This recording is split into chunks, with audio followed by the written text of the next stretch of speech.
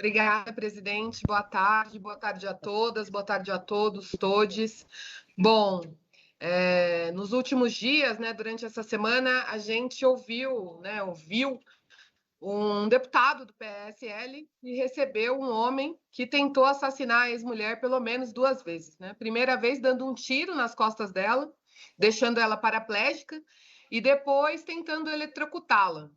Esse deputado escreveu que esse homem que ele recebeu no gabinete era o marido da Maria da Penha, né? E, entre aspas, ele escreveu: visitou meu gabinete e contou a sua versão sobre o caso que virou lei no Brasil. Sua história é, no mínimo, intrigante. Fecha aspas. Bom, tem 2 coisas que me intrigam também.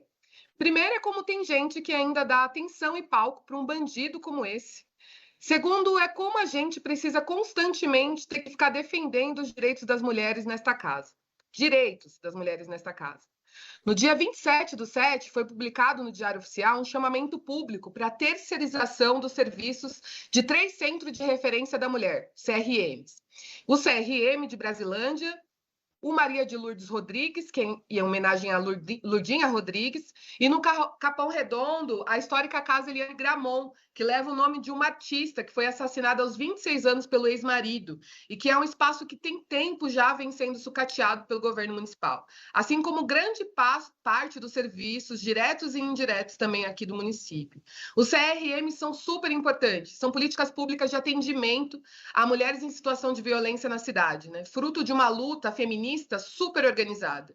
Só no ano passado, a prefeitura registrou 24 mil atendimentos a mulheres vítimas de violência.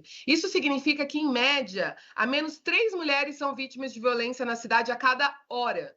E, na verdade, a situação é ainda pior, porque, de acordo com uma pesquisa, a pesquisa Visível e Invisível, realizada pelo Fórum Brasileiro de Segurança, cerca de 66% das mulheres no Brasil que sofreram violência doméstica não fazem a denúncia por meios institucionais. Se a gente aplicar esse dado no cenário da cidade, esse entendimento, idealmente, deve atingir pelo menos 3 vezes mais mulheres do que atinge. E isso definitivamente não será alcançado por meio de um afrouxamento, né, da precarização do trabalho.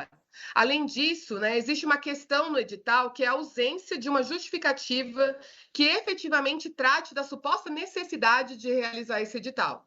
O texto que foi apresentado diz respeito unicamente a dados de violência contra a mulher que justificam mais ainda a existência do serviço do que a entrega desse serviço. E eu quero aproveitar, inclusive, para falar um pouco sobre a terceirização no nosso país. Porque, segundo um relatório sobre terceirização dos trabalhos, publicados pelo IPEA em 2018, a gente tem uma estima que mais ou menos cerca de 12 milhões de trabalhadores terceirizados no Brasil. E os estudos e pesquisas feitas sobre o assunto indicam uma piora na qualidade das questões relativas ao trabalho, com desrespeito aos direitos trabalhistas, más condições de trabalho, baixos salários, piora nas condições de saúde, maiores índices de acidente, de vulnerabilidade, de política dos trabalhadores. Eu acredito que, tendo em vista que os CRM são um serviço totalmente vinculado com os direitos humanos, é no mínimo, o que o município deveria garantir aos seus munícipes, os gastos com eles sequer deveriam ser considerados gastos, mas deveriam ser considerados investimentos necessários, que devem, inclusive, ser melhorados e ampliados, como a gente viu pelos dados, e não barateados e entregues às instituições privadas. O mínimo que a gente deveria dar aos trabalhadores desse serviço são direitos e boas condições de trabalho, para que também sejam garantidos direitos e boas condições, ou melhor, condições humanas, no mínimo, para as pessoas que forem atendidas. Porque ao invés da gente deixar esses atendimentos voltados só para uma garantia básica de direito na mão de instituições privadas, por que a gente não pensa no que fazer com o valor de R$ 1.700.000 congelados até o momento? De acordo com o que muitos vereadores nessa casa aprovaram, na lei de orçamento do ano passado, na LOA do ano passado, a prefeitura deveria fortalecer e ampliar as políticas existentes, construir um centro de cidadania da mulher em Pirituba, o centro de defesa e atendimento de Ermelino Matarazzo, como havia prometido, mas a gente não vê o menor sinal de movimentação do executivo para isso acontecer. O que a gente vê é uma tentativa recorrente da prefeitura de se livrar das responsabilidades diretas dos trabalhos realizados em alguns centros de atendimento.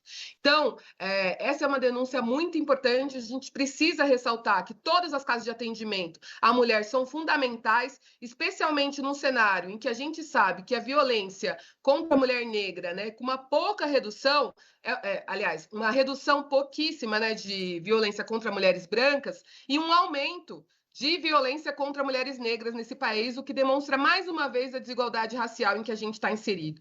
Então, é fundamental que a gente pense esses atendimentos, que a gente pense a qualidade do serviço dessas casas e que a gente garanta, sim, né, esse trabalho seja continuado e que não sejam privatizados nenhum dos CRMs dessa cidade. Não a terceirização dos CRMs da cidade de São Paulo. Obrigada, presidente.